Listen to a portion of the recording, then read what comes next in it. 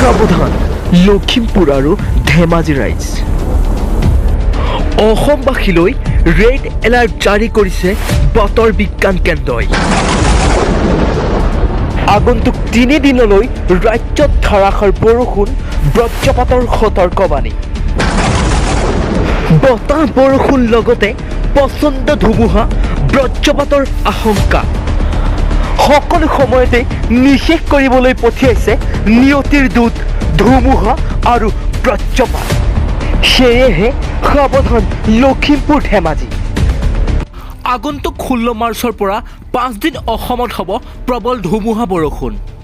পুনৰ জনাইছো এক গুৰুত্বপূৰ্ণ খবৰ অহা 16 আৰু 17 মাৰ্চত ৰাজ্যৰ ঠাই বিশেষে তীব্ৰ বতাহৰ লগতে বিজুলী ঢেৰেকণীৰ ধাৰাসাৰ বৰষুণৰ সম্ভাৱনা